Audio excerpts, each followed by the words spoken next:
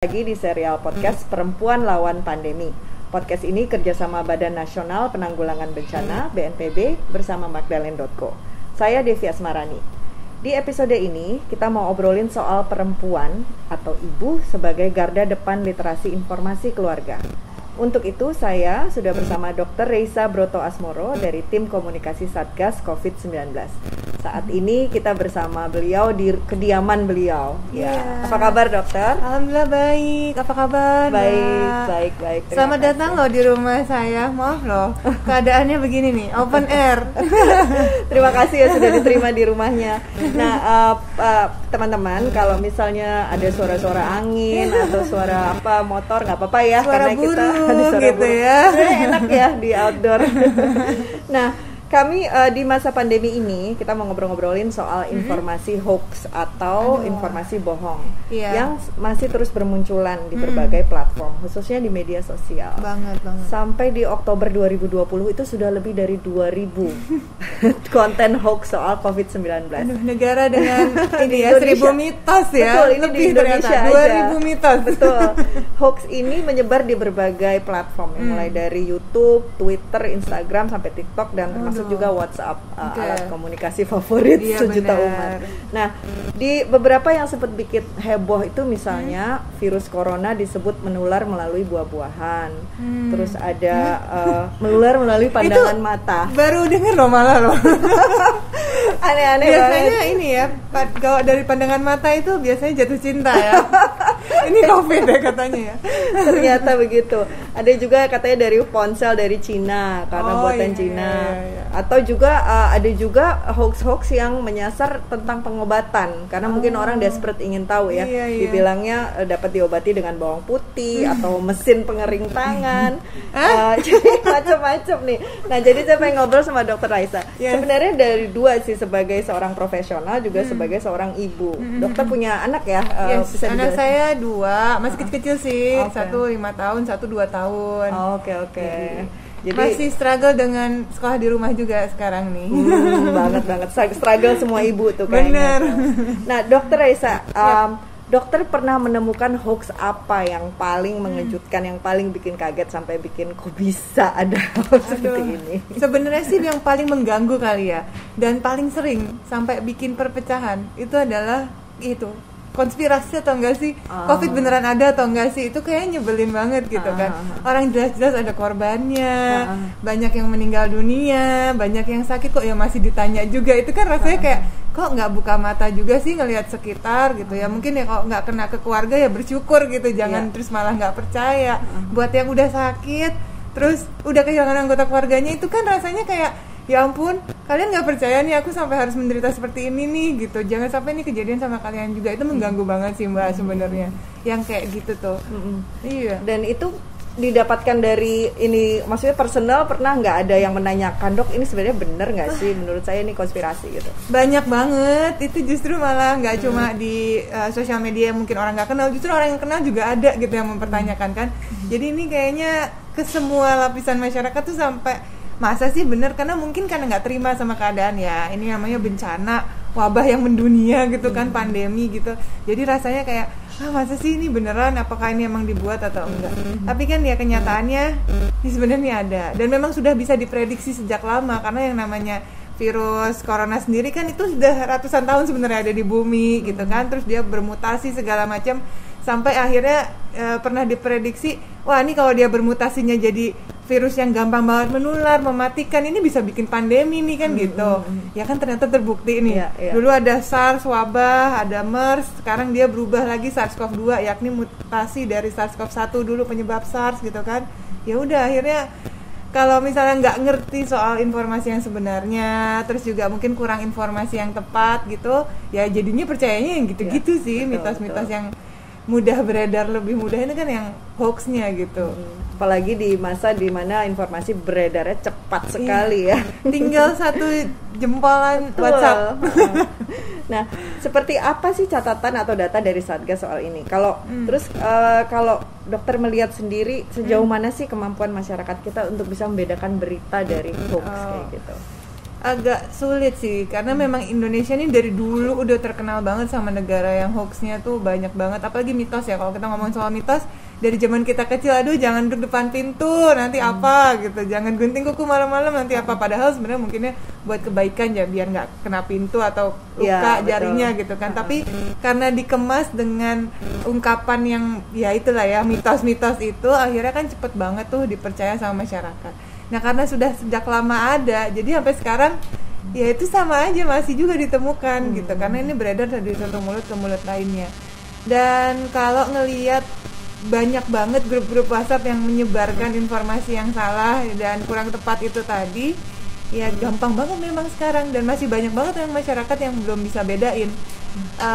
Ketidakpercayaan pertama kepada orang-orang yang berwenang atau tenaga medis atau pemerintah itu juga memicu sebenarnya. Jadi kadang-kadang karena keadaan mereka jadi lebih percayanya yang mitos. Kadang-kadang karena harapan dan mereka percayanya yang itu, ya udah mereka lebih percaya yang mitos gitu kan. Ya harusnya sih memang karena gampang banget mitosnya sebar, ya informasi yang benar juga harusnya diperbanyak juga supaya bisa saling melawan gitu, melengkapi gitu, supaya nggak kalah gitu, informasinya nyebarnya lebih banyak yang mitos, yang hoax gitu. Dokter, kan dampak dari penyebaran hoax itu sebenarnya bisa jadi fatal ya, meskipun ada sebagian yang kayaknya lucu gitu, absurd, tapi sebenarnya itu ada dampaknya. Betul. Mulai dari pemahaman yang tidak lengkap sehingga orang-orang menjadi lengah gitu, atau juga mereka melakukan cara-cara yang dibilang katanya sebagai pengobatan, padahal sebenarnya tidak gitu ya, tidak efektif gitu. Nah, bagi Satgas Covid sendiri apa sih, apakah ini menjadi kendala juga bagi tugas menjalankan tugasnya Satgas Covid? Pasti, mungkin bukan kendala ya, lebih ke tantangan saya ngelihatnya. Karena itu jadi banyak hal yang harus diluruskan, harus diberikan informasi yang sebenarnya, dan karena dia hoax itu menjangkit seluruh lapisan masyarakat, jadi tantangannya dari Satgas sendiri juga harus mampu memberikan edukasi yang benar ke seluruh lapisan masyarakat. Karena nggak cuma orang yang mungkin kurang informasi karena mungkin di pelosok misalnya, belum tentu juga di kota besar juga bisa juga terjadi gitu kan. Nah, tantangan ini sendiri itu harus menjawab bahwa untuk supaya si masyarakat ini patuh. Kalau misalnya mereka tadi percaya, misalnya hoax nggak percaya nih ada, ya kan mereka pasti nggak mau dong ngejalanin protokol kesehatan yang benar. Ya udah dijelaskan, harus diedukasi dengan tepat supaya mereka mau menjalankan protokol kesehatan. Kedua, kalau misalnya mereka percaya hal-hal yang pengobatan nih cukup dengan bawang putih, cukup dengan berjemur, udah nih kita udah kebal, misalnya gitu ya. Madu misalnya gitu ya, cukup dengan itu aja kita udah kebal, berarti mereka juga akhirnya bisa lengah. Jadi cuma mengandalkan satu hal aja, terus ya udah kalau kita udah konsumsi 1A ini aja kita udah kebal, berarti nggak perlu dong kita nerapin yang lain. Nah itu juga nggak tepat juga, bukan suatu hal yang bijaksana untuk dilakukan. Edukasi demi edukasi inilah yang sebenarnya jadi tantangan tiap hari harus disampaikan terus menerus, karena yang tadinya mungkin orangnya nggak tahu, paling nggak tuh jadi tahu, dan kalau udah tahu kan jadi mulai belajar untuk bisa mengikuti gitu apa yang seharusnya disarankan untuk dilakukan dalam kehidupan sehari-hari. Gitu. Nah, apa saja sih yang dilakukan atau upaya Satgas untuk mendorong literasi informasi ini untuk mencegah penyebaran penyebaran virusnya sendiri dan mencegah penyebaran hoaxnya itu sendiri? Apa sih yang dilakukan? Kalau dari Satgas tentunya ini karena kolaborasi Pentahelix sendiri ya, dan ini banyak sekali kan yang tergabung di situ ya. Jadi segala macam lini profesi dan para sukarelawan yang terlibat itu semuanya dimanfaatkan. Jadi baik dari misalnya kita membicarakan tentang informasi gitu ya, pasti kan dari tim komunikasinya itu juga banyak sekali. Ada tim komunikasi untuk edukasi langsung terjun ke lapangan dari RT demi RT gitu kan. Ada juga yang memberikan edukasi, misalnya ini bagian untuk sosial media, jadi dari mungkin Instagramnya, tayangan-tayangan di YouTube, semua itu tiap hari pasti ada produk edukasinya untuk meluruskan atau memberikan informasi terkini gitu kan. Kemudian dari koran misalnya, majalah atau offline yang lainnya itu juga ada bagian sendiri. Ada lagi di televisi misalnya, itu juga Jadi karena ini tim profesionalnya banyak, macam-macam individu yang punya keahliannya masing-masing, semua dimanfaatkan. Dan sehari itu kita usahakan paling tidak mengedukasi itu lebih dari 3 kali. Supaya paling nggak pagi, siang, sore orang tetap terus terinformasi yang benar, yang akurat gitu. Dan memang kan sudah disampaikan ke masyarakat kalau memang mau informasi yang tepat, udah dikasih tahu nih, bisa ke Lawan Covid ya kan, di Instagramnya atau di websitenya covid19.go.id. Di situ juga udah ada tab khusus untuk hoax buster. Jadi kalau mau memastikan ini informasi ini yang saya baca, ini berita yang saya baca dari WhatsApp atau dari website ini bener nggak, itu bisa dikonfirmasi ke situ. Jadi setiap hari itu pasti ada aja yang dibenerkan atau dikoreksi gitulah ya, informasinya di kolom hoax buster itu sendiri. Saking pentingnya itu harus diluruskan sampai dibikin tab khusus yang begitu dibuka websitenya langsung ada di situ. Dan itu memang kerjasamanya utamanya dari Kominfo. Jadi kalau misalnya kita nemuin satu informasi yang meragukan gitu atau terlalu heboh banget atau apa, bisa kita cek di situ ya? Bisa cek di situ. Biasanya sih nggak lama. Jadi begitu, wah ini viral nih, satu berita ini viral, misalnya tadi bawang putih gitu ya. Wah ini viral, nah nanti akan ada klarifikasinya, mungkin dalam waktu nggak nyampe setengah hari udah keluar di situ. Jadi gitu ya teman-teman ya, kayak bukan hanya hantu aja yang ada busternya, bukan ghostbuster ya, tapi ada hoax buster juga. Benar-benar. Nah, kita kan ngomongin soal ibu nih, peran ibu nih. Tadi kan dokter juga mempunyai anak 2 sama 5 tahun ya usianya, masih kecil-kecil. Belum sampai usia yang udah pada main WhatsAppan gitu ya, atau main sosmed. Nah, tapi kan ibu tuh sebenarnya perannya sangat penting ya di dalam namanya mencegah penyebaran ini, termasuk penyebaran hoax. Gimana sih dokter melihat peran ibu di dalam hal ini? Waktu itu ketika diskusi dengan Pak Doni sendiri, beliau memang lebih suka dengan pendekatan yang lebih natural.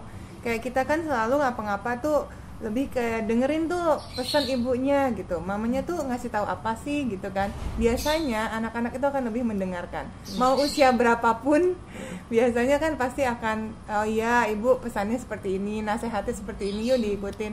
Rasanya itu akan lebih mudah untuk diterima masyarakat dibandingkan ingat pesannya pemerintah misalnya gitu kan, akan lebih ingat pesannya TNI atau Polri gitu kan, akan lebih ada jarak lah. Sedangkan kalau dari ibu masing-masing tentu kita pasti mau ngikutin pesannya. Dan biasanya tentu buat kebaikan bersama, seorang ibu pasti ingin melindungi keluarganya supaya tetap sehat, supaya tetap aman gitu kan, satu keluarga semuanya. Jadi ya biasanya pesan-pesan yang disampaikan oleh ibu itu lebih relevan lah dengan keadaan. Betul. Ya misalnya kayak kan ibu tahu ya apa aja risiko yang di rumahnya, misalnya ada kakeknya atau ada anak bayi atau ada anak yang punya asma, jadi dia akan memberikan informasi yang relevan seperti dokter bilang. Tetapi sayangnya dok, ibu-ibu bukan bermaksud mengecilkan ya, tapi ini adalah fakta, banyak sekali ibu-ibu yang rentan akan informasi hoax itu, gitu ya, betul. Termasuk dari WhatsApp group kayak gitu. Paling cepet tuh ya? Paling cepet gitu. Sebenarnya apa sih dampaknya kalau seorang ibu tuh tidak punya literasi informasi yang kuat gitu? Karena unit terkecil dari masyarakat itu kan keluarga yang berangkat dari ibu, jadi segala-galanya sebenarnya harusnya mulainya dari ibu, termasuk literasi yang baik gitu ya. Kalau misalnya ibunya kurang mendapatkan informasi yang tepat, nanti salah kaprahnya seluruh keluarga. Jadi memang ini penting sekali, pendekatan utama memberikan edukasi kepada para ibu itu memang syarat utama sebenarnya, supaya anak-anaknya juga akhirnya mendapatkan informasi yang benar, yang akurat. Dan ibu-ibu itu memang biasanya lebih mudah sih untuk mengakses informasi, karena memang mereka kan lebih cepat ngobrolnya gitu. Betul. Dengan orang lain gitu kan. Dan ada grup, misalnya biasanya grup WhatsApp sekolah macam-macam ya, belum arisan biasanya ya gitu ya. Kalau misalnya bisa diberikan satu edukasi yang tepat, saya rasa ini bisa jadi sarana yang luar biasa. Dan itu juga salah satu pendekatannya dari situ. Jadi banyak kegiatan-kegiatan webinar, sosialisasi, talk show, semua yang berangkat dari seorang perempuan, dari hati perempuan ke perempuan lain, dari seorang ibu ke ibu lain, yang biasanya akan lebih oh iya ya benernya di rumah nih kayak gini ya gitu. Jadi realitinya dapet gitu. Jadi biasanya perempuan lebih suka yang kayak gitu dibandingkan harus sistemnya kayak edukasi di sekolah gitu kan misalnya. Nah, tapi kalau dari curhatan dari perempuan ke perempuan biasanya akan lebih oh iya ya gitu ya, dibikin kayak serunya kayak ngegosip lah gitu kan. Tapi ini informasinya yang benar gitu, edukasi gitu. Sebenarnya kalau penyebarannya hoax di WhatsApp itu sangat cepat, berarti efektif juga untuk menyebar berita yang baik di yang benar di WhatsApp ya. Dari Satgas sendiri apakah ada yang dilakukan untuk melakukan pendekatan ini, terutama kayak itu tadi ya, chatting, grup chatting lah, apapun itu, apa WhatsApp atau apa gitu? Ada beberapa yang sudah disiapkan. Biasanya oke, kita sudah siapkan materi ini, siap diviralkan. Itu sudah ada, dan kerjasamanya tentu mulainya dari ibu-ibu Dharma Wanita. Jadi semua lini ibu Dharma Wanita di kepolisian, di pemerintahan, di TNI, Polri, semua tuh diusahakan dari situ. Nanti maunya sih ekspektasinya nih nyebar lah ke ibu-ibu yang lain gitu ya.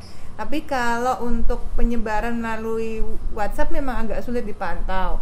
Yang lebih bisa dipantau sejauh ini adalah SMS. Pernah dapat nggak nih Mbak SMS dari Satgas sendiri nih, ngingetin setiap hari seperti apa, ya itu salah satunya. Dan pesan ibunya juga masuk kok ke situ. Jadi SMS blast gitu ya? SMS blast yang lebih cepat juga. Tapi dokter melihat gini, kan semua orang sekarang di sosial media ya, dan apapun itu, apakah Facebook, Twitter, atau Instagram, atau TikTok gitu. Nah, sebenarnya perlu nggak sih kita melakukan kontrol di sosial media dalam hal ini gitu? Artinya kan sekarang orang harus lebih berhati-hati juga, kayak misalnya ada undang-undang ITE apa segala macam. Nah, dari segi penyebaran hoax ya, terutama hoax COVID-19 ini, dokter melihat bagaimana nih perannya, apa yang bisa dilakukan di dalam ranah sosial media gitu? Kalau misalnya memantau sih saya rasa bisa ya, kan kerjasamanya dengan tadi social platformnya udah terjalin dengan baik juga, terutama dengan Kominfo gitu kan. Kalau untuk penindakannya itu, yang sampai sekarang juga undang-undangnya terbatas, undang-undang ITE, nah itu harus dilaporkan kan. Betul. Jadi kalau untuk penindakan saya rasa masih butuh lagi lah usaha, effort lagi, yang ini sebenarnya dihadapi di seluruh dunia gitu. Di tempat lain, negara lain juga belum ada yang satupun yang efektif kan untuk mengatasi itu. Dan di Indonesia pun belajar lah, makin hari kita makin bisa kok membatasi penyebaran yang tidak perlu tuh bisa. Jadi kalau Mbak pernah dengar berita-berita juga kan banyak nih yang misalnya berita A kemudian di take down karena sudah dapat teguran dari ABC gitulah ya. Nah itu bisa sih kalau terpantau. Tapi kalau dari WhatsApp, Instagram itu harus report sih ya. Ya itu yang sulit. Nah ini mungkin berhubungan juga dengan peran kita sebagai masyarakat gitu ya, sebagai bagian dari masyarakat. Kalau misalnya kita, saya sendiri secara pribadi kadang-kadang udah capek gitu dok, mengcounter. Kalau saya baca ada orang ngomongin soal konspirasi, saya sendiri aduh males deh gue, apain juga berargumen. Tapi sebenarnya apa sih yang harus kita lakukan dok dalam hal ini? Apakah itu di sosial media atau di WhatsApp? Kalau ada orang nyebarin misalnya, ini makan jeruk bisa sembuh gitu. Nah, what should we do gitu? Apa yang harus kita lakukan dok? Gini, memang ini tantangan terbesar kita ya, as a human sebenarnya di era pandemi ini. Yang namanya perubahan situasi ini kan memang luar biasa. Kalau misalnya kita ngomongin soal gimana caranya hidup di era pandemi ini, yang tantangannya salah satunya adaptasi kebiasaan baru adalah dengan mengcounter itu tadi. Nah, untuk membiasakan diri kita, yang pertama kita harus sabar dong. Kita harus menerima, ya kan? Karena memang masyarakat Indonesia, ya masyarakat dunia lah, itu kan memang sangat beragam, pikirannya juga macem-macem, culture-nya macem-macem, cara komunikasinya juga sangat bervariasi. Jadi ya pasti harus sabar dan jangan patah semangat, itu dulu. Kedua, memang kita harus terima bahwa ada satu hal yang akan berubah dalam kehidupan kita. Dalam adaptasi kebiasaan baru ini, kita harus melihat perubahan-perubahan itu memang nggak bisa terjadi secara instan. Untuk mengedukasi seseorang, belum tentu orang itu sekali dikasih tahu pasti semua orang nurut, belum tentu. Pasti akan ada pro dan kontra. Nah ini yang harus kita terima di diri kita sendiri juga. Memang masih ada yang belum mengerti nih gitu. Kalau saya pribadi sebagai seorang edukator, saya ngelihatnya gini Mbak. Kalau kita memang mau ujung-ujungnya kan perubahan perilaku, perubahan mindset ya. Itu pasti butuh proses. Ketika seseorang itu pertama belum tahu, kemudian diberitahu dia jadi tahu.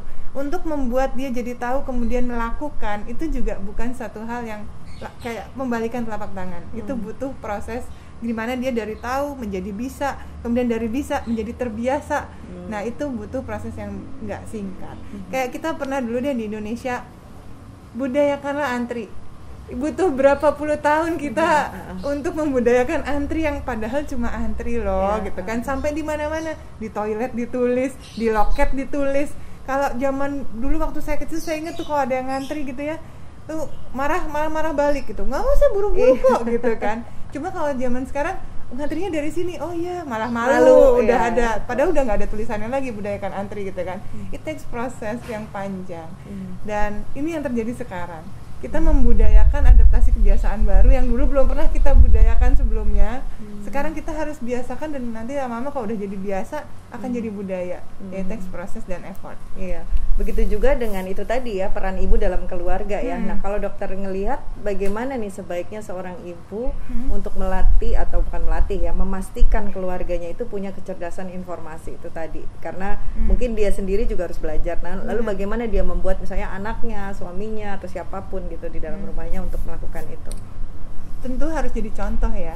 Seorang ibu tuh kalau misalnya melakukan sesuatu, anaknya pengen melakukan, ibunya nggak melakukan, sama aja, percuma. Simple kayak makan sayur deh. Kalau orang tuanya mau makan sayur, anaknya akan terbiasa juga. Tapi kalau orang tuanya enggak, ya anaknya mau dipaksa sampai kapan juga nggak doyan gitu kan. Pertama contoh. Kedua, harus ada komunikasi yang baik di antara keluarga. Kalau misalnya si ibunya ini sudah dapat informasi, terus gimana caranya dia mengajarkan ke anak-anaknya kebiasaan, misalnya pakai masker deh ketika berinteraksi keluar rumah gitu kan. Ya komunikasikan dengan baik, jelaskan kenapa sih harus pakai masker. Kalau belum ngerti kenapa-kenapanya, ini informasinya banyak loh, kayak hampir tiap hari di TV ada, di website udah jelas gitu ya, di webinar-webinar gitu ya. Update ilmu itu penting, jadi seorang ibu juga harus selalu menambah ilmunya sendiri supaya bisa ngajarin ke anak-anaknya. Nanti kalau sudah menjelaskan, karena anak-anak tuh kan sebenarnya kalau diajak komunikasi dan diajak tanggung jawab tuh sebenarnya seneng, dianggap kayak udah dewasa, itu kan seneng kan. Jadi kalau misalnya sudah diajak komunikasi, mereka sudah dikasih tahu alasannya, terus mungkin sekali masih lupa atau ngeyel, ya udah terusin lagi setiap hari, lama-lama anaknya juga akan terbiasa. Semakin kecil anak, saya belajar nih dari lingkungan sekitar nih, semakin kita udah ngajarin mereka dari kecil, itu akan lebih mudah membuat mereka terbiasa. Jadi kayak cuci tangan aja, kayak cuci tangan itu kita udah 2020 masih ngajarin orang cuci tangan ya, saya kira mobil udah terbang di angkasa. Tapi cara cuci tangan yang baik dan benar itu kalau diajarin dari umurnya masih kecil, ya yang dia tahu kan cara cuci tangan ya begitu, 6 langkah, 20 detik, itu dari kecil gitu. Jadi instinktif gitu udah ya. Udah biasa gitu, begitu dia suruh cuci tangan cepet-cepet, kok cepet sih gitu kan, akan jadi pertanyaan. Nah itu kebiasaan-kebiasaan itu kan dibangun sama yang diajarkan ibu sehari-hari. Jadi ya itu tuntutan jadi ibu tuh sekarang bertambah nih, harus membiasakan kebiasaan-kebiasaan adaptasi kebiasaan baru, protokol kesehatan ini di rumah, dimulai dari unit terkecil itu, dari ibu dan anak-anaknya. Nanti lama-lama anak-anaknya juga akan terbiasa dan mau ikutin. Oke.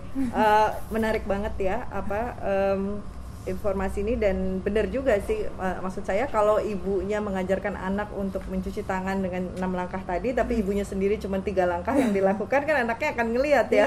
Akhirnya dia akan mempertanyakan keabsahan itu, informasi itu. Benar. Nah, dokter, terima kasih banyak ngobrol-ngobrolnya. Mungkin lain kali kalau ada waktu lagi kita bisa udahan nih. Cepet banget sih. Mungkin ada satu pesan terakhir dari dokter nih untuk para ibu, terutama dalam hal tentang penyebaran hoax tentang COVID-19 ini. Oke. Untuk para ibu di luar sana, tetap semangat, tetap sabar, ikhlas menghadapi pandemi ini. Memang pandemi ini masih ada. Jadi kalau misalnya kita menemukan informasi yang tidak tepat, segeralah mencari yang sebenarnya seperti apa di website yang memang sudah akurat gitu ya, bisa diandalkan. Kemudian marilah kita nih sama-sama membuka mata bahwa yang kita perangi sekarang ini bukan antara manusia, tapi virusnya sendiri, COVID-19. Jadi ini saatnya kita mulai bersama-sama bekerja sama, saling bergandeng tangan, jangan beradu argumen lagi, jangan meremehkan, karena kalau misalnya kita meremehkan, virusnya pasti akan merajalela. Nanti pasti kita makin lama lagi lepas dari pandemi ini. Makin kewalahan juga tenaga medisnya, makin lama lagi kita bisa berkumpul dengan keluarga yang lain gitu kan ya. Dan inilah saatnya kita bersatu untuk melawan musuh yang sama, yakni virus COVID-19. Setuju, musuhnya virus bukan manusia ya. Jadi jangan juga jadi panik atau putus asa, tapi juga jangan menganggap remeh karena virus pandemi masih ada, tapi kita bisa mengatasi ini. Nah, teman-teman, ibu-ibu, Anda bisa cek tadi seperti yang dokter sudah bilang, kalau misalnya ada informasi yang meragukan atau informasi yang ya Anda pengen tahu aja bener atau enggak, dicek aja di situs covid19.go.id. Di sana bisa dapatkan informasi seputar penyebaran dan penanganan COVID, situasi terkini tentang penyebarannya sendiri, ruang bertanya, sampai ada itu tadi rubrik Hoaxbuster ya. Kamu bisa cek fakta dari soal hoax yang beredar. Sampai di sini dulu obrolan kita di podcast Perempuan Lawan Pandemi.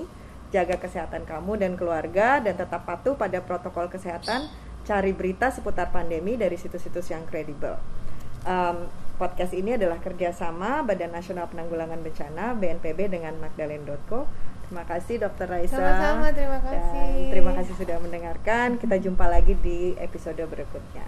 Sampai jumpa. Sampai jumpa.